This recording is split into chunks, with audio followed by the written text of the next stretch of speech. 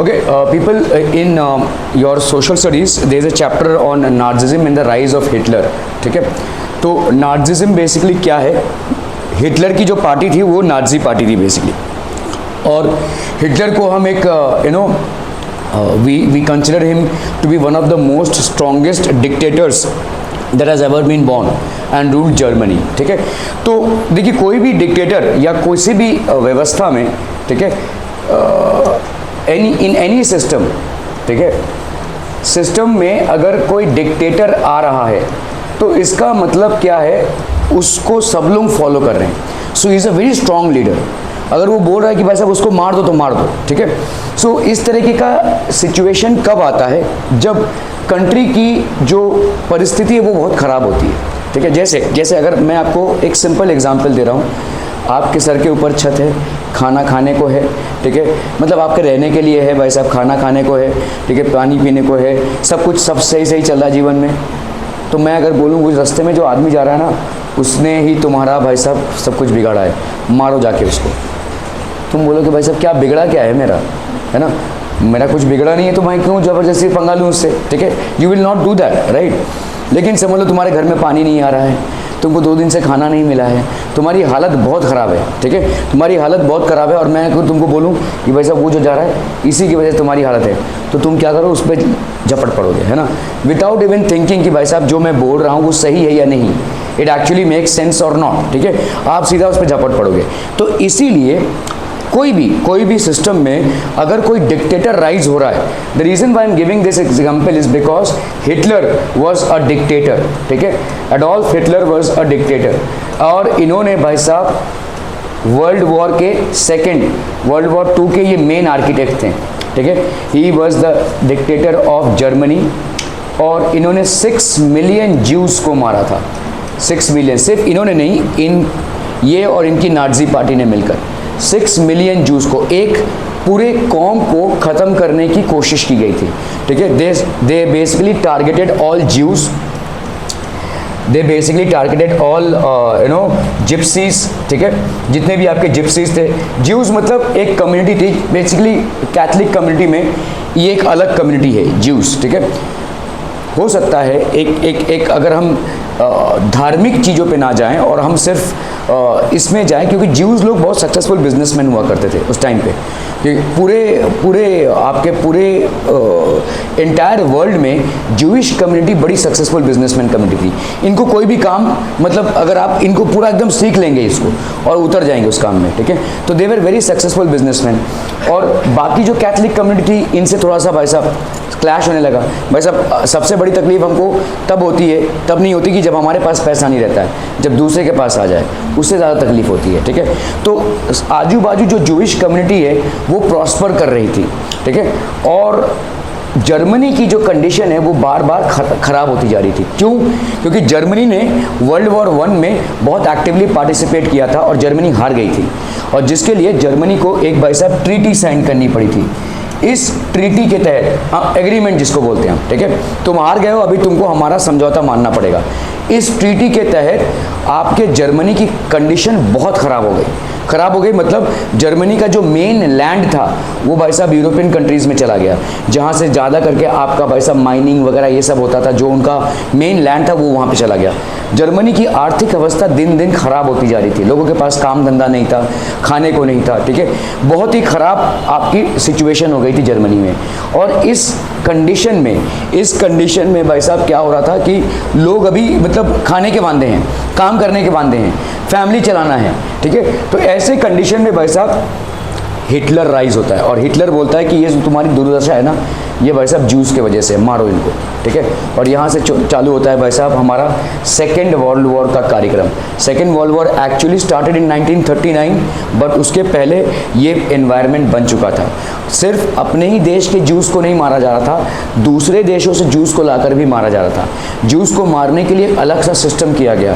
मतलब कैसा होता था, समझ लो ये ज्यूज़ की कॉलोनी है, तो एक बहुत बड़ा दीवार खड़ी कर दिया जाए, ठीक है।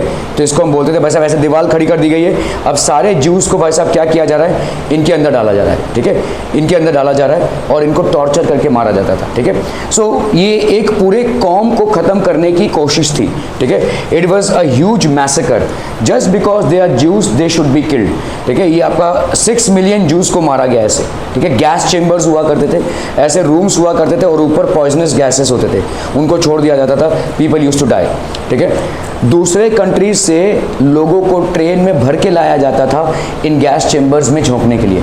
बड़े बड़े कॉन्सेंट्रेशन कैंप्स हुआ करते थे, they were basically huge concentration camps. ये कॉन्सेंट्रेशन कैंप्स में रोज 10,000 की तादाद में लोगों को मारा जाता था, ठीक है। Auschwitz was one of the concentration camps. ऐसे बहुत सारे कॉन्सेंट्रेशन कैंप्स तमाम जगहों पे सिचुएटेड थे और यहाँ पे बहुत बड़ी तादाद में लोगों को मारा जाता था, ठीक है। तो इतना बड़ा जो एक घटना चला, 5-6 साल तक ये मरने मारने का कार्यक्रम चलता रहा, ठीक है।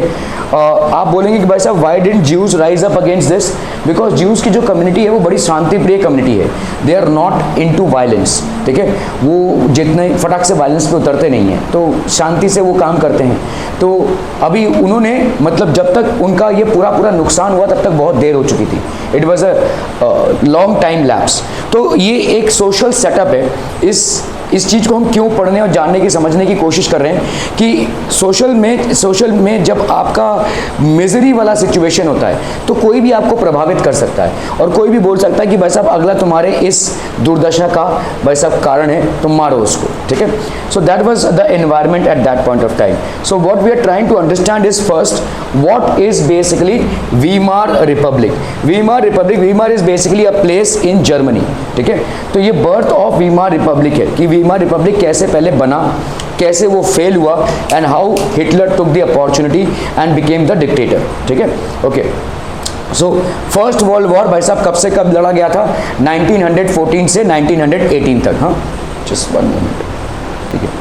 ओके, सो आप देखो यहाँ पे पहला जो वर्ल्ड वॉर है, world war means what, world war मतलब सारे देश एक साथ लड़ रहे हैं भाई साहब, ठीक है, बहुत सारे देश मिलकर एक साथ लड़ रहे हैं। तो ये यूरोपियन, अभी देखो कैसा हो रहा था कि समझो इंग्लैंड और फ्रांस उस टाइम पे बहुत पावरफुल नेशंस हुआ करते थे और इन्होंने अपनी कॉलोनीज सब जगह स्टैब्लिश की थी। जैसे इंडिया में ब्रिटिश कॉलोनी हुआ करता था, ठीक है। सो ये सारे जो है तो अपनी कॉलोनी स्टैब्लिश कर रहे थे, दे वर एस्टैब्लिशिंग कॉलोनीज, और ये दिन ब दिन रिच होते जाते थे, दिन ब दिन पावरफुल होते जा रहे थे।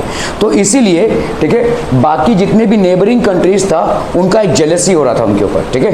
There was a tremendous amount of jealousy amongst these neighbouring countries. तो ये आपका भाई साहब जेलसी का रीजन बनता जा रहा था। तो फर्स्ट वर्ल्ड वॉर, ठीक है, कैसा फाइट हुआ भाई साहब, आपका जर्मनी एक तरफ, ऑस्ट्रिया एक तरफ, इधर भाई साहब आपका ब्रिटेन, इंग्लैंड और ये तमाम कंट्रीज थी, ठीक है। तो इन दोनों मतलब अभी सिर्फ कंट्री और कंट्री का वॉर नहीं हुआ था, a group of countries was fighting against a group of countries. It was just not a war between 2 countries, it was a war between a group of countries.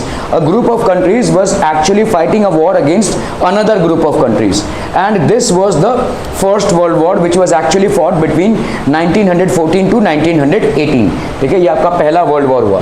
एक हो गया आपका allied powers. Allied powers कौन कौन से थे भाई साहब, आपके इंग्लैंड, फ्रांस, ठीक है, and Russia, these were the allied powers on one side, ठीक है। और दूसरे आपके थे सेंट्रल पावर्स, जिसमें था भाई साहब आपका जर्मनी, ऑस्ट्रिया और हंगरी मतलब बाजू बाजू के नेशंस थे। तो ऑस्ट्रिया हंगरी एक हो गया और तीसरा हो गया भाई साहब आपका टर्की, ठीक है। सो इन दोनों में भाई साहब, इन दोनों ग्रुप्स में एक वॉर हुआ और इस वॉर को हम क्या बोलते हैं भाई साहब, first world war. It was fought between 1914 to 1918, ठीक है। तो ये पावरफुल नेशंस हुआ करते थे उस टाइम के। These were basically all most of them are European nations except for this and this, ठीक है। ज़्यादा करके सब आपके यूरोपियन नेशंस ही हैं, ठीक है। So this was the war that was fought. 1917, US sent World War I, ठीक है। Allied powers won the war. US अभी क्या हो गया, अभी देखो यहाँ पे US नहीं था, मतलब अमेरिका एक टाइम एक कोने में पड़ा हुआ है, ठीक है। लेकिन 1917 में यूएस भी घुस गया भाई साहब इसमें, अमेरिका भी एंटर कर गया। और जैसे ही अमेरिका ने एंटर किया, अमेरिका ने किसको सपोर्ट किया, अलाइड पावर्स को सपोर्ट किया। अलाइड पावर्स में कौन कौन से थे, कौन कौन से नेशंस थे, फ्रांस, इंग्लैंड, रशिया, अभी उसमें अमेरिका भी आ गया, ठीक है। इधर कौन कौन से पावर्स थे आपके, Germany, Austria Hungary and Turkey, ठीक है, इन तीनों का था भाई साहब। तो अभी यूएस क्या हो गया भाई साहब, एंटर्स द वर्ल्ड वॉर, तो एलाइड पावर्स भाई साहब वर्ल्ड वॉर जीत गई, तो ऑब्वियसली भाई साहब बहुत ज़्यादा पावरफुल हो गया। So they won the war, they defeated Germany and the central powers in November 1918। तो भाई साहब इन सेंट्रल पावर्स को और जर्मनी को पूरा डिफीट कर दिया इन लोगों ने, ठीक है। So they defeated. जब भी आप हारते हैं तो आपको पेनल्टी लगती है भाई साहब, ठीक है, you have to basically pay a penalty, you have to pay the price, और यही प्राइस उनको पे करना पड़ा, वर्साइलेस ट्रीटी, ठीक है। So Germany was defeated. The defeat of the imperial Germany, imperial Germany मतलब उस टाइम पे जर्मनी में भाई साहब आपका जो मतलब मोनार्कियल रूल था, imperial Germany and the abdication of the emperor. Imperial मतलब तभी मोनार्कियल रूल था, ठीक है, मोनार्कियल मतलब किंग था जर्मनी का, ठीक है, there was a monarchial rule, ठीक है, Germany and the abdication of the emperor. Emperor का भाई साहब एब्डिकेशन मतलब ओवरथ्रो किया गया। Gave an opportunity to parliament parties to recast German polity. तो भाई साहब जितने भी पार्लियामेंटेरियन पार्टीज थे उन्होंने बोला कि भाई साहब लेट्स डू दिस नाउ, क्योंकि एम्परर को तो भाई साहब ओवरथ्रो कर दिया गया है, तो हम पूरे जर्मनी के पॉलिटिक्स को ही अलग तरीके से ढांचे में ढालते हैं। मोनार्कियल रूल अभी नहीं चल पाएगा, ठीक है, we have to have a constitution, we have to have a framework, और उसी से हम करेंगे, क्योंकि जर्मनी बुरी तरह से परास्त हुआ इस वॉर में, ठीक है, it was defeated very badly. National assembly, तो ये नेशनल असेंबली थी बेसिकली, जो पॉलिटिकल लीडर्स की असेंबली थी, they met at Weimar. Weimar was basically a place in Germany, और नेशनल असेंबली मतलब ये सारे लोग कहाँ पे मिले भाई साहब, वेमार में मिले। Are we clear to this one people, ठीक है, national assembly met at Weimar, okay. So now what happened, established a democratic constitution with a federal structure. तो इन्होंने क्या किया भाई साहब, they established a democratic constitution, और उसका एक फेडरल स्ट्रक्चर था, मतलब डेमोक्रेसी चलेगी अभी मोनार्कियल रूल नहीं चल पाएगी, there will be no monarchial rule, it will be the establishment of democracy. भाई साहब डेमोक्रेसी स्टैब्लिश हो गई भाई साहब with a federal structure. Are we clear on this one people? जैसे भाई साहब आपका कॉन्स्टिट्यूशन होता है, यू नो सारे सेट ऑफ रूल्स होते हैं, वैसे उसके अंतर्गत भाई साहब डेमोक्रेसी स्टैब्लिश हो गई, ठीक है, okay. So now what has happened here is, तो ये आपकी भाई साहब democracy, deputies were now elected to the German parliament of Reichstag, ठीक है। तो राइक्सटैग एक और था भाई साहब जगह, ठीक है, तो जर्मन पार्लियामेंट और राइक्सटैग, जर्मन पार्लियामेंट का नाम क्या था भाई साहब, राइक्सटैग, ये बेसिकली जर्मनी लैंग्वेज है, ठीक है। तो वेमार रिपब्लिक, वेमार में ये पूरी नेशनल असेंबली मिली, और इन्होंने भाई साहब एक पूरा कॉन्स्टिट्यूशन बनाया, और ये जर्मन पार्लियामेंट का निर्माण हुआ, जिसको हम राइक्सटैग भी बोलते हैं, ठीक है। जो German parliament was constituted which was named as Reichstag, ठीक है, okay. Weimar Republic did not receive people's support, ठीक है। इसके पहले भाई साहब इनका मोनार्कियल रूल था, हालांकि रिपब्लिक बनी, कॉन्स्टिट्यूशन बना, सब कुछ बना, लेकिन लोगों ने इसको सपोर्ट नहीं किया। कोई reason why people didn't support, what could be the reason why people didn't support? देखो, आप अराजकता में जब कोई यू नो सिस्टम लाने की कोशिश कर रहे हैं, ठीक है, समझ लो भाई साहब अभी आपके पूरे स्कूल में ब्रेक दे दिया गया है, सब भाई साहब फील्ड में है, दबा सब जाओ, मतलब पूरा अफला तफली है, ठीक है। तो क्या कोई एक सर या एक टीचर सबको मैनेज कर पाएगा? 5000 बच्चे भाई साहब फील्ड में, ठीक है, will it be possible for just 1% to control the entire crowd? No, ठीक है। तो इसीलिए भाई साहब आपका जो कॉन्स्टिट्यूशन बनाने का या व्यवस्था लाने का, ये सारी चीज़ें तभी हो सकती है जब पॉलिटिकल डायनेमिक्स आपका कंट्रोल्ड हो, ठीक है। पूरी अफला तफली मची हुई है, आग लगी हुई है भाई साहब, और उसमें आप भाई साहब नया सिस्टम लाने की कोशिश कर रहे हैं, तो नया सिस्टम आपका काम नहीं करेगा। नया सिस्टम आपका तभी लॉन्च होगा जब सारी चीज़ें व्यवस्थित हो, है ना, सारी चीज़ें व्यवस्थित हो तभी आपका नया सिस्टम लॉन्च होगा। अगर समझ लो आपने भाई साहब बहुत भारी भरकम एक गाड़ी ली है, और कामोटे के रास्ते भाई साहब अभी सब खुदे हुए हैं भाई साहब, वहाँ पे आप गाड़ी चलाने की कोशिश करें, क्या होगा? इट विल खराब ही हो जाएगा, है ना। तुम रास्ते में चलकर दिखाओ, are you comfortably able to walk? Gas pipelines के कंस्ट्रक्शन हुए हैं, अभी बारिश भी आ गया है, तो ये सब पॉटहोल्स बने हुए हैं, तो अगर आपने नई गाड़ी खरीद ली तो बहुत मतलब कॉमन सी बात होगी, उसका खराब होने का चांसेस बहुत बढ़ जाएगा। तो once it is sorted out, then you can plan to और then you can plan to buy a new vehicle. बारिश खत्म हो गई है, ये रास्ते सब सॉर्टेड आउट हो गए हैं, then you can basically plan to buy a new vehicle. तो इसी तरह से जब आपका पूरा अफला तफली वाला माहौल हो, पूरा भाई साहब चारों तरफ हाहाकार मची हो और आप सिस्टम लाने की कोशिश कर रहे हैं, एक नया चेंज लाने की कोशिश कर रहे हैं, लोग उसको एक्सेप्ट नहीं करेंगे। अरे पहले मेरे घर पे खाना तो लाओ, ठीक है, पहले मेरे फैमिली को तो बचाऊं मैं, फिर तुम्हारे गवर्नमेंट के बारे में सोचूं, ये कॉमन सी बात होगी, ठीक है। सो ये वेमार रिपब्लिक जो बनी, ठीक है, इसका पर्पस क्या था? प्रॉपर कॉन्स्टिट्यूशन से हम इसको चलाएंगे, जो आपका राजा का रूल था, मोनार्कियल रूल को ओवरथ्रो करेंगे, प्रॉपर गवर्नेंस से हम पूरे राष्ट्र को चलाएंगे। लेकिन लोगों की परेशानियां खत्म नहीं हुई, तो ऑब्वियसली लोगों ने इसको सपोर्ट भी नहीं किया, ठीक है। अगर तुम्हारा कोई सोल्यूशन नहीं निकल रहा है मेरे लिए, पहले मेरे घर में जो बच्चे हैं उनके मुंह में निवाला तो आए भाई साहब खाने का, ठीक है, उसके बाद मैं सोचूंगा कि तुम देश के लिए क्या कर रहे हो, ठीक है। तो इसीलिए वेमार रिपब्लिक को भाई साहब सपोर्ट नहीं मिला, पब्लिक का सपोर्ट नहीं मिला। It was a wrong time to launch a new form of government, ठीक है, it was a wrong time.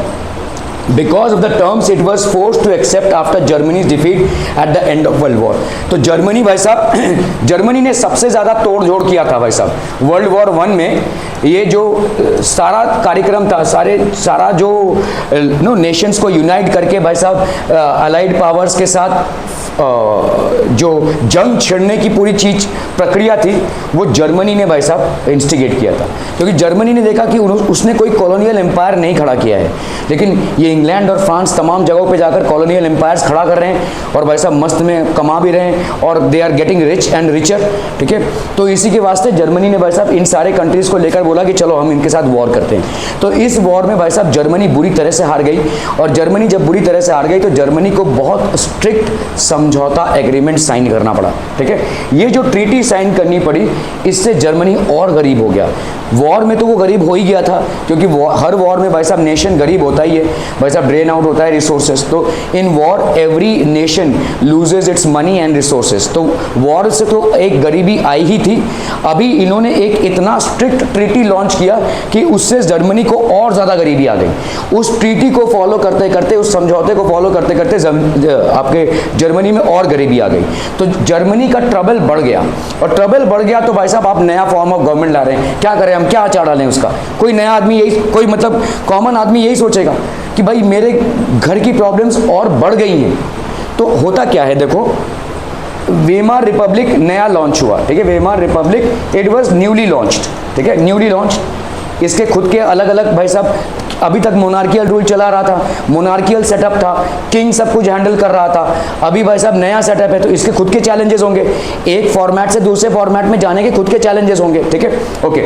अभी ये हो रहा है भाई साहब, अभी उल्टा भाई साहब इनके ऊपर जो ट्रीटी लगाई गई है, इस ट्रीटी के चलते भाई साहब जर्मनी की आर्थिक व्यवस्था और खराब हो गई, जर्मनी की फाइनेंशियल सिचुएशन और भी खराब हो गई, ठीक है। तो लोग क्या सोच रहे हैं, अच्छा जर्मनी की हालत खराब होती जा रही है, मतलब ये वेमार रिपब्लिक कोई काम का नहीं। लेकिन जर्मनी की हालत खराब वेमार रिपब्लिक के लिए नहीं हो रही है, जर्मनी की हालत खराब हो रही है क्योंकि उनको एक बहुत ही स्ट्रिक्ट ट्रीटी साइन करना पड़ा है, एक समझौता ऐसा साइन करना पड़ा है जिसकी वजह से वो लूज कर रहे हैं, they are losing it. Are we clear on this one people, ठीक है। तो लेकिन यहाँ पे सब लोग यही सोच रहे हैं कि वेमार रिपब्लिक ने आकर भाई साहब हमारा और फालतू कर दिया है, हमारा जीवन और बेकार कर दिया है, ठीक है। लेकिन जीवन बेकार इसलिए हुआ है क्योंकि उस वॉर में जर्मनी की बुरी तरह हार की वजह से जर्मनी को एक स्ट्रिक्ट समझौता एग्रीमेंट साइन करना पड़ा, जिसके चलते जर्मनी का बहुत सारा लैंड और जो बहुत सारा फर्टाइल लैंड और जो सब माइनिंग वाला लैंड है, जहाँ से जर्मनी ज़्यादा से ज़्यादा पैसा कमाता था, वो सब चला गया, ठीक है। All of that was lost, ठीक है, because of which Germany lost huge. और भाई साहब वॉर में जो लॉस हुआ था वो तो वही था। तो वेमार रिपब्लिक क्या कर पाएगी, वेमार रिपब्लिक अभी अभी नई आई है और उसका चैलेंज बढ़ता ही जा रहा है। तो वो इस चीज़ों को सॉल्व करे इसके पहले ही लोगों ने भाई साहब विश्वास छोड़ दिया कि ना इनसे नहीं हो पाएगा भाई साहब, ठीक है, हमारा पहला वाला सिस्टम ही सही था, अगर वो तो वो मैं तो ये तो नहीं हो पाएगा। तो लोगों का कॉन्फिडेंस वेमार रिपब्लिक से हट गया बिकॉज देयर मिजरीज डबल्ड और ट्रिपल्ड मे बी, ठीक है। Are we clear on this one people, समझ में आ रहा है। तो दुविधाएं बढ़ती जा रही थी, जर्मनी का फाइनेंशियल सिचुएशन भाई साहब खराब होता जा रहा था, ठीक है, बद से बदतर होता जा रहा था, ठीक है। So it was turning from bad to worse. Signed harsh and humiliating peace, ठीक है, पीस ट्रीटी भाई साहब जो साइन हुई ये बहुत ही स्ट्रिक्ट ट्रीटी थी और ह्यूमिलेटिंग थी। जर्मनी को बहुत बड़ा फाइन पे करना पड़ा, जर्मनी का बहुत सारा लैंड चला गया, ठीक है। जो जिस लैंड से जर्मनी ज़्यादा करके कमाती थी वो लैंड जर्मनी के हाथों से निकल गया और बहुत स्ट्रिक्ट ट्रीटी साइन करना पड़ा, ठीक है। So signed harsh and humiliating peace treaty, बहुत ही हार्श ट्रीटी इनको साइन करना पड़ा, ठीक है। ह्यूमिलेटिंग भी था ये, ह्यूमिलेटिंग मतलब इंसल्टिंग ट्रीटी, ठीक है। बहुत ही बड़ा इनके मुंह पे तमाचा था भाई साहब, ठीक है। पूरे जितने भी राष्ट्र थे इन्होंने उनको तमाचा ही मारा कि तुमने अभी पहला वॉर लड़ा है ना, अब भुगतो तुम, ठीक है। हम तुम्हारे ऊपर इतना बड़ा फाइन लगाएंगे और इतनी सख्त मतलब ट्रीटी इंपोज करेंगे कि तुम्हारे पूरे नेशन की कमर ही तोड़ देंगे हम, ठीक है।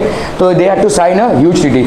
लॉस्ट इज ओवरसीज कॉलोनीज, तो जर्मनी भाई साहब पहले एक्सपेंशन मोड में था, उसके जितने भी बाहर के कॉलोनीज थे वो सब उसके हाथ से निकल गए, उन कॉलोनी से वो कमा रहा था वो सब उसके हाथ से निकल गए। लॉस्ट 1/10 ऑफ इट्स पॉपुलेशन, 1/10वां हिस्सा उसका पॉपुलेशन का भी चला गया क्योंकि उतना लैंड उनके यहाँ से चला गया, 1/10 ऑफ इट्स पॉपुलेशन, ठीक है। लॉस्ट 13% ऑफ इट्स टेरिटरीज, तो जर्मनी जो था भाई साहब, ये जर्मनी है, इसका इतना चला गया, ये सब जितने भी कंट्रीज थे इन लोगों ने मिल बांट के वो टेरिटरीज ले ली। सो 13% ऑफ इट्स एंटायर टेरिटरीज बस लॉस्ट, ठीक है। तो ये भी एक बड़ा लॉस था क्योंकि यहाँ पे एग्रीकल्चर और माइनिंग सब होता था, ये एग्रीकल्चर और माइनिंग से जर्मनी का डेवलपमेंट होता था, दैट वाज ऑल गॉन, ठीक है। So Germany was now the condition of financial condition of Germany was turning from bad to worse, ठीक है। 75% ऑफ इट्स आयरन, आज की तारीख में भी देखो जितनी भी आपकी गाड़ियां होती हैं ज़्यादा करके जर्मनी मेड होती हैं, मोस्ट ऑफ देम, ठीक है। डाटसन बेसिकली जर्मनी मेड है, वॉल्क्सवैगन जर्मनी मेड है, ठीक है। मेड इन जर्मनी मतलब इनके आउटलेट्स हैं यहाँ पे, लेकिन Germany is one of the biggest exporters of iron, manufacturers of iron, ठीक है। आज की तारीख में भी है। 75% of its iron and 26% of its coal were given to France, मतलब आप समझिए 75% of its iron field was given to France. Coal जो एनर्जी का रिसोर्स है 25% भाई साहब फ्रांस को चला गया, पोलैंड को चला गया, डेनमार्क एंड लिथुआनिया, ये सारे जितने भी कंट्रीज थे इनमें भाई साहब मिल बंटवारा करके, तो ये सब आपके आर्थिक व्यवस्था को और खराब कर रहे हैं क्योंकि ये सभी तो आपका बिजनेस है, इसी से तो जर्मनी को पैसा आएगा। तो वो जो आयरन था, आयरन के फील्ड्स थे या कोल के फील्ड्स थे, वो सारे के सारे दूसरे कंट्रीज को चले गए लगभग, ठीक है, almost entire thing. Allied powers demilitarized Germany to weaken its power, तो मतलब क्या कर दिया भाई साहब, मिलिट्री को भी पूरा इसने तोड़ दिया। अलाइड पावर्स ने क्या किया, पूरे मिलिट्री को भी डीमिलिटराइज कर दिया, ठीक है, उनको नौकरियों से निकाल दिया, ठीक है, पूरी मिलिट्री को डीमिलिटराइज कर दिया। Forced to pay compensation amounting to 6 billion euros, ये यूरोस हैं बेसिकली, ठीक है, 6 बिलियन यूरोस इतना फाइन उन पे लगा दिया पूरे कंट्री पे। Forced to pay compensation amounting to 6 billion euros का फाइन लगा दिया जर्मनी पे, ठीक है, अलाइड पावर्स ने। तो ये सारे बहुत हार्श स्टेप्स लिए जर्मनी के अगेंस्ट में। Allied armies also occupied the resource rich Rhineland, Rhine basically Germany का रिवर है और राइन लैंड मतलब रिवर के साथ जो लैंड है, ज़्यादा करके जितना भी आपका रिवर के साथ लैंड होता है वो रिसोर्सफुल लैंड होता है for agriculture as well as for mining purposes. ये भाई साहब allied armies occupied the resource rich, यहाँ पे बहुत सारा रिसोर्सेज था जहाँ पे भाई साहब माइनिंग होती थी, जहाँ पे भाई साहब एग्रीकल्चर क्रॉप्स होता था। For example Germany still is one of the largest exporters of potato, ठीक है, it is still one of the largest exporters of iron. तो ये सारी अभी भी सबसे ज़्यादा है वहाँ पे अभी के कंडीशन में, लेकिन ये सब जो उसकी कमर थी मतलब जिसपे उसकी बहुत अच्छी पकड़ थी वो अलाइड पावर्स ने इसको भी भाई साहब ले लिया, रिसोर्स रिच, ठीक है, रिसोर्स रिच राइन लैंड। तो राइन लैंड रिसोर्स रिच आपका 75% आयरन फील्ड ले लिया, 25% कोल फील्ड ले लिया, 6 बिलियन यूरोस का भाई साहब फाइन लगा दिया, ठीक है। 1/10 ऑफ इट्स पॉपुलेशन गया भाई साहब, 13% ऑफ इट्स टेरिटरीज गई, ठीक है। Lost all it's overseas colonies, सारे ओवरसीज कॉलोनीज गए जर्मनी के। 13% भाई साहब आपका जो टेरिटरीज था वो भी चला गया, 75% कोल फील्ड चला गया, 25% आपके 75% आपके iron fields and 25% coal fields चले गए, ठीक है। और क्या चला गया भाई साहब, पहले मिलिट्री को भी डीमिलिटराइज कर दिया गया, मिलिट्री को भी तोड़ दिया गया, डीमिलिटराइज कर दिया गया, ठीक है। फोर्स टू पे कॉम्पनसेशन, कितना कॉम्पनसेशन भरना पड़ा भाई साहब, 6 बिलियन यूरोस का कॉम्पनसेशन अलाइड आर्मीज। और रिसोर्स रिच जो राइन लैंड था वहां पे भी अलाइड आर्मीज ने जाकर कब्जा कर लिया। सो चारों तरफ से जर्मनी पे अलाइड पावर्स ने धावा बोल दिया, they were basically left penniless, इनके पास भाई साहब कोई पैसा था ही नहीं। Many Germans held the new Weimar Republic responsible for not only the defeat in the war but disgrace at Versailles. इसी ट्रीटी को हम क्या बोलते हैं भाई साहब? वर्सालिस ट्रीटी बोलते हैं। वर्सालिस एक जगह है जहां पे ये ट्रीटी साइन हुई थी। After Germany lost in the First World War, the Allied powers signed the treaty at Versailles, और इसी को हम बोलते हैं भाई साहब वर्सालिस ट्रीटी। ठीक है, तो वेमार रिपब्लिक के जितने भी लोग थे वो बोलते थे भाई साहब तुम्हारे वजह से हुआ है, मतलब हमको इतनी शर्मनाक हार का सामना करना पड़ा है और हमको ये ट्रीटी भी साइन करनी पड़ रही है, जिसके वजह से हम 6 मिलियन यूरोस दे रहे हैं एज अ फाइन।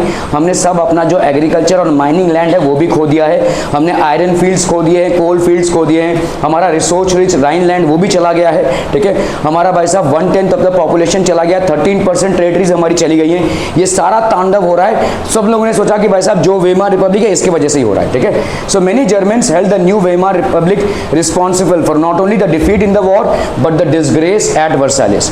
तो ना ही वॉर के लिए बट जो वर्सालिस में डिसग्रेस हुआ था, जो वर्सालिस में मतलब ह्यूमिलेटिंग ट्रीटी साइन करनी पड़ी थी उसके लिए भी।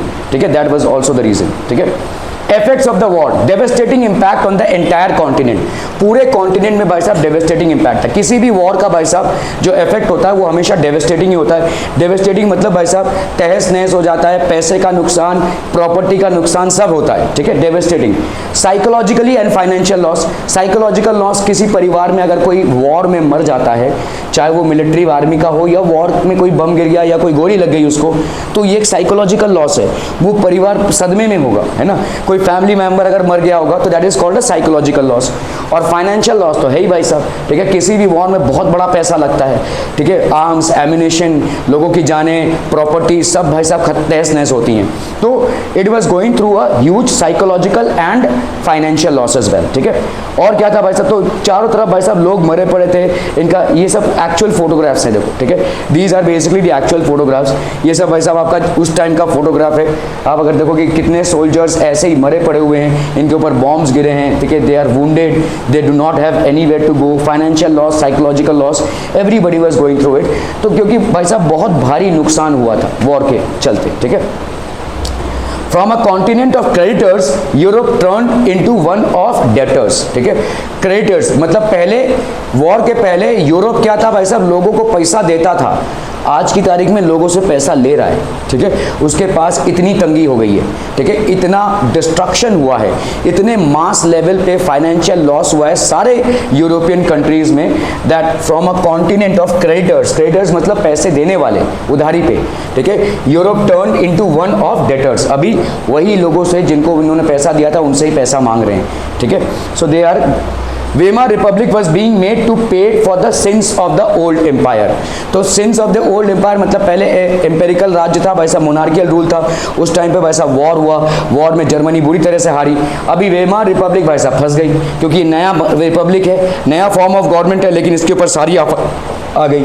इतना बड़ा जो आपको फाइन पे करना है, इतना सारा आपका टेरिटरीज चला गया है, इसमें आपको देश को चलाना है। ठीक है, तो Weimar Republic was being made to pay for the sins of the old empire. Old empire के सिंस के लिए Weimar Republic carried the burden of war, guilt and national humiliation and was financially crippled by being forced to pay compensation. ठीक है, तो Weimar Republic carried the burden of war, guilt, भाई साहब ये जो पूरा वॉर हुआ है, ठीक है, war, guilt and national humiliation, इसके ऊपर भाई साहब national humiliation, and was financially crippled, भाई साहब ये टूट चुका था, पूरा फाइनेंशियली क्रिपल्ड हो चुका था bye being forced to pay compensation. तो इनको कॉम्पनसेशन देना पड़ रहा था भाई साहब। ठीक है, तो फालतू का इनका खर्चा आ रहा था। ठीक है, फालतू पे इन पे पूरा इल्जाम आ रहा था। ठीक है, so Weimar Republic was supported by mainly socialist, Catholics and democrats. तो ज़्यादा करके किनका सपोर्ट था भाई साहब, सोशलिस्ट का, कैथोलिक्स का और डेमोक्रेट्स का। ठीक है, Weimar Republic was primarily supported by socialist, Catholics and Democrats. ठीक है, ये अलग अलग ग्रुप्स थे। कुछ सोशलिज्म को मानते थे तो उनको हम सोशलिस्ट बोलते हैं। कैथोलिक्स भाई साहब कैथलिक कम्युनिटी होती है, ठीक है, क्रिश्चियंस की। एंड डेमोक्रेट्स, डेमोक्रेट्स मतलब जो लोग डेमोक्रेसी में भरोसा करते हैं। तो इससे भाई साहब वेमार रिपब्लिक बनी हुई थी, और ये लोग की संख्या बहुत कम थी। Deep imprint on European society and polity. तो आपका पूरा यूरोपियन सोसाइटी भाई साहब अभी पूरा अस्त व्यस्त था, और जर्मनी तो खासकर। ठीक है, पूरी यूरोपियन सोसाइटी में भाई साहब आर्थिक तंगी थी वॉर के चलते, और जर्मनी में सबसे ज़्यादा। ठीक है, जर्मनी में सबसे ज़्यादा। तो it left a deep imprint on European society and polity. Soldiers came to be placed above civilians. तो सोल्जर्स की मान्यता आज की तारीख में सिविलियन से ज़्यादा थी। भाई साहब सोल्जर है तो ये कुछ मार घाट कर सकता है, भाई साहब ये कंट्री को बचा सकता है। तो सोल्जर्स की मान्यता अभी सिविलियन से भी ज़्यादा थी। सिविलियन मतलब कॉमन लोग, ठीक है। Politicians and publicists led great stress on the need for men to be aggressive, strong and masculine.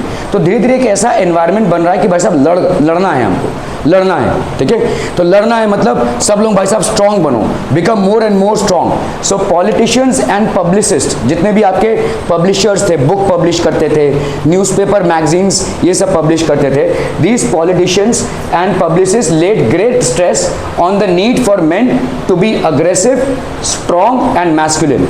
भाई साहब मर्द बनो, ऐसा बोलते हैं ना भाई साहब, ठीक है। क्यों बनना है? क्योंकि भाई साहब इस पूरे देश को अभी बचाना है।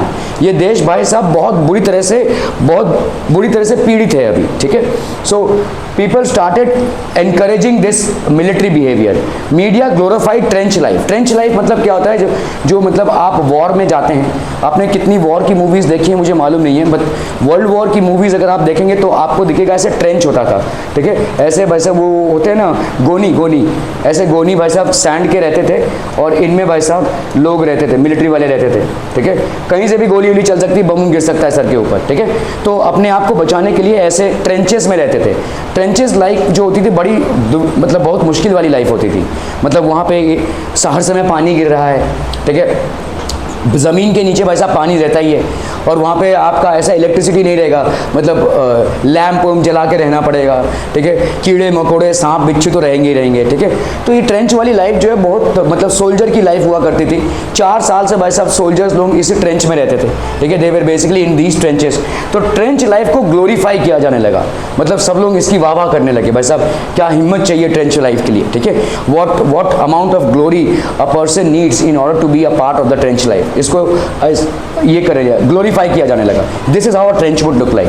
देखो इस तरह से एक ट्रेंच लगेगा, ठीक है।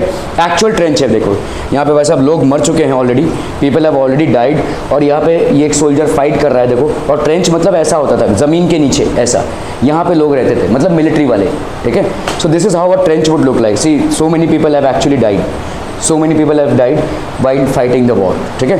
तो ऐसा होता था कि मतलब आपके आजू बाजू 5-6 लाशें पड़ी हुई हैं और आप वहीं पे हैं 3-4 दिन से, उन सड़ी हुई बासों में आप हैं, कुछ कर नहीं सकते, ठीक है।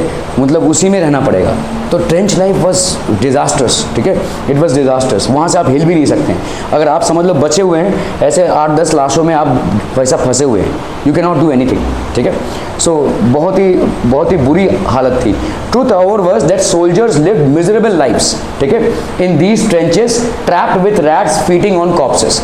तो आपका ये जो लाशें थी, इनका अंतिम संस्कार भी नहीं कर पा रहे ना भाई साहब। इनका अंतिम संस्कार मतलब भाई साहब इनको जैसे बरियल देना रहता है वैसा, वहाँ पे भाई साहब सांप बिच्छू सब और रैट्स सब कुछ है, वो उनको खा रहे हैं, ठीक है। आपके साथ जो इंसान लड़ रहा था वो मर चुका है, वो आपके बाजू में उसकी लाश गिरी हुई है, 4 दिन से उसकी लाश गिरी हुई है। और okay, so the truth our was that soldiers lived miserable lifes. भले ही ट्रेंच लाइफ को या सोल्जर के लाइफ को ग्लोरीफाई किया जा रहा था या उसके बारे में प्रशंसा की जा रही थी, लेकिन इनकी हालत बहुत ख़राब थी, ठीक है। ऐसे भाई साहब आप सुरंग बनाकर कितने दिन तक रहेंगे मट्टी के अंदर, मतलब रेत में, और वहाँ पे भाई साहब पानी गिर रहा है, ठीक है। सो इट्स अ वेरी, और उस टाइम पे भाई साहब ये पूरा स्नो का इन्वायरमेंट होता था, वहाँ पे स्नोफॉल होता है, और स्नोफॉल होता है तो पूरा भाई साहब ये गीला होता है, उसमें भी भाई साहब बारिश हो रही है उसमें ही। तो आप सोचिए कितना मतलब दर्दनाक मतलब लाइफ था, ठीक है। With rats feeding on corpses, aggressive war propaganda and national honour occupied centre stage in public sphere, ठीक है। तो आपका हर जगह पर भाई साहब वॉर करना है, देश के लिए लड़ रहा है, ऐसा वाला एनवायरनमेंट था, ठीक है। War propaganda and national honour, देश की इज्जत को बचाना है, ठीक है, ऐसा था, ठीक है। देश को संभालो तो पहले, लड़ लेना बाद में, ठीक है। ऐसा नहीं था कि देश को हम पहले संभालते हैं, देश को हम पहले इस आर्थिक दुविधा से उभारते हैं, ठीक है, नहीं लड़ना है पहले, ठीक है। ये वाला सेंटीमेंट था, ठीक है। Occupied centre stage in the public sphere, यहाँ पे सेंटर स्टेज हो रहा था। गिव राइज टू डिक्टेटरशिप, इससे क्या हो रहा था, लोगों का सेंटीमेंट। तो आप सोचिए जर्मनी की आर्थिक व्यवस्था बहुत खराब थी, financial situation was turning from bad to worse day by day. Plus यहाँ पे लोग ये सोच रहे थे कि ये वेमार रिपब्लिक आई, कुछ काम किया नहीं इन लोगों ने, हमारी जो समस्याएं हैं वो रात दुगनी और दिन चौगनी हो रही है भाई साहब, ठीक है। It is getting multiplied each day. So how do we get ahead from this. तो इस टाइम पे भाई साहब ऐसा हो रहा है, नेशनलिज्म होना चाहिए। इस टाइम पे हिटलर ने और कुछ लीडर्स ने इसका फ़ायदा उठाया और बोला कि भाई साहब let's form an army, let's march ahead and defeat and get ready for a second world war. ठीक है, तो इसलिए यहाँ पे this gave rise to dictatorship. ठीक है, क्योंकि the entire German public they felt that Weimar republic was a failure, ये फेलियर है भाई साहब, and we need a substitute. और यहाँ पे भाई साहब डिक्टेटरशिप राइज हुआ। डिक्टेटरशिप मतलब क्या होता है? डिक्टेटरशिप मतलब वन मैन रूल, मतलब कैसा, जैसे देखो अगर आप मोनार्कियल रूल बोलते हैं, मोनार्कियल रूल मतलब होता है किंग का रूल। अभी किंग कौन होता है? राजा का बेटा राजा, राजा का बेटा राजा। डिक्टेटरशिप और मोनार्कियल रूल में फ़र्क क्या है? डिक्टेटरशिप और मोनार्कियल रूल में, ठीक है, फ़र्क ये है कि जो रूलर हो रहा है डिक्टेटरशिप में वो कोई राजा का बेटा नहीं है, वो कोई कॉमन इंसान है। ठीक है, मोनार्कियल रूल में राजा का बेटा ही राजा होगा। ठीक है, तो डायनेस्टियल पॉलिटिक्स है वो। यहाँ पे भाई साहब डिक्टेटरशिप में भाई साहब कोई एक रूलर होगा और उसी की चलेगी, कोई डेमोक्रेसी नहीं, वो जो डिसाइड करेगा वही होगा। ठीक है, so that is called dictatorship, मतलब मिलिट्री का रूल होगा पूरा पूरा डिक्टेटरशिप। ठीक है, one man rule. Political radicalism and economic crisis. Birth of Weimar Republic gave rise to revolutionary uprising of the Spartacist League on the pattern of Bolshevik Revolution in Russia. तो आप ये वाला revolution के बारे में Russian revolution में पढ़ेंगे तो रशिया में भी एक टाइप का रेवोल्यूशन हुआ था जिसको हम बोल्शेविक रेवोल्यूशन बोलते हैं, और उसमें भी वहाँ पे था भाई साहब तसार रूल। तो सार को भाई साहब डिफीट किया गया और मोनार्कियल रूल था वहाँ पे भी, और ये मोनार्कियल रूल भाई साहब डीथ्रोन किया गया इनको, and finally what was established, तो ये तसार रूल भाई साहब एस्टैब्लिश हुआ और डेमोक्रेसी आई, democracy was established. So gave rise to revolutionary uprising of the Spartacist League on the pattern of Bolshevik revolution in Russia. तो अभी अभी हाल ही में उन्होंने देखा कि रशिया में इतना बड़ा रेवोल्यूशन हुआ and they were able to overthrow the existing empire of tsar, तो इससे इंस्पिरेशन लेने लगे। कौन? Weimar Republic. तो gave rise to revolutionary uprising of the Spartacist League, तो इससे आपका रेवोल्यूशनरी अपराइजिंग होने लगा। ठीक है, तो soviets and workers and sailors were established in many cities. तो soviets of workers and sailors, तो ये सब भाई साहब वर्कर्स थे और सेलर्स थे, वो सारे भाई साहब इसमें थे सिटीज में। The political atmosphere in Berlin which was basically the capital of Germany was charge with demands of Soviet style governance. तो ये सब बोलने लगे कि भाई साहब हमारा जो गवर्नेंस होना चाहिए ना वो सोवियत स्टाइल में होना चाहिए, विच इज बेसिकली सोशलिज्म। ठीक है, ये आपका भाई साहब सोशलिज्म है, Soviet style governance. The political atmosphere in Berlin, ठीक है, was charge with demands for Soviet style governance. तो सोवियत स्टाइल गवर्नेंस की डिमांड करने लगे तब। ठीक है, दे ऑल्सो, क्योंकि उनको दिख रहा था कि भाई सोवियत यूनियन का, रशिया का बड़ी तरक्की हो रही है, so they started believing that this country is prospering because of it governance, so we will also have to overthrow Weimar Republic and get a type of governance which basically will take care of all our troubles which we are going through right now. ठीक है,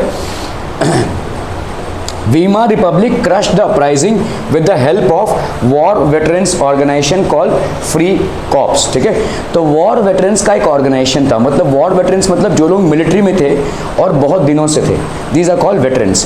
तो एक बहुत सारे जो war veterans थे उनका एक ऑर्गेनाइजेशन था जिसको हम बोलते थे फ्री कॉर्प्स। तो फ्री कॉर्प्स के मदद से वीमार रिपब्लिक ने क्या किया? ठीक है, they basically crush the uprising, इन्होंने अपराइजिंग को दबा दिया। ठीक है, अपराइजिंग को भाई साहब खत्म कर दिया। ठीक है, वीमार Republic crushed the uprising with the help of war veterans organized called free corps.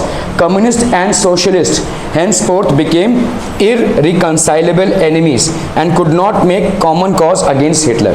तो कम्युनिस्ट और सोशलिस्ट जो थे भाई साहब दे became irreconcilable enemies। ठीक है, तो कम्युनिस्ट और सोशलिस्ट भाई साहब एनिमीज हो गए। अभी कम्युनिस्ट कौन है? जो भाई साहब दे वांट अ, मतलब देखिए सोशलिस्ट और कम्युनिस्ट दो ग्रुप्स बन गए, सोशलिस्ट और कम्युनिस्ट दो ग्रुप्स बन रहे, और क्या हो गया भाई साहब? इरिकंसाइलेबल, इनमें भाई साहब बहुत बड़ी भाई साहब टेंशन चालू हो गई। ठीक है, ये एक दूसरे से भाई साहब मिलेंगे ही नहीं, एक दूसरे को काट के ही फेंक देंगे, ऐसा है। ठीक है, enemies and could not make common cause against Hitler. देखो डिवाइड एंड रूल वाला जो पॉलिसी है ब्रिटिशर्स ने भी यही किया।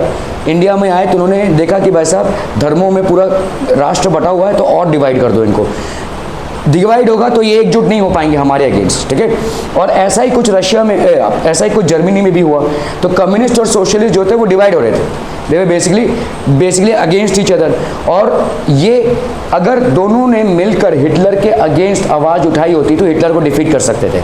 But since they were already divided, the entire nation was divided into communist and socialist, so they could not make a common cause against Hitler. Both revolutionaries and militant nationalist create for radical solutions. तो इनको भाई साहब radical solutions चाहिए थे, ठीक है। जितने भी आपके रेवोल्यूशनरीज थे और मिलिटेंट नेशनलिस्ट थे, उनको भाई साहब एक रेडिकल सोल्यूशन चाहिए थे, इमीडिएट सोल्यूशन चाहिए भाई साहब उनको, ठीक है। We need an immediate solution, ठीक है। एंग्विस्ट Spartacist later founded the Communist Party of Germany, ठीक है। तो एंग्विस्ट स्पार्टसिस्ट जो थे उन्होंने क्या किया भाई साहब, founded the Communist Party of Germany. तो यहाँ पे भाई साहब CPI फॉर्म हुआ, communist Party of Germany form हुआ, ठीक है। स्पार्टसिस्ट जो थे, ठीक है। तो ये आपका फॉर्म होने लगा, this was all that was getting form. टपक टपक टपक टपक टपक टपक टपक टपक टपक टपक टपक।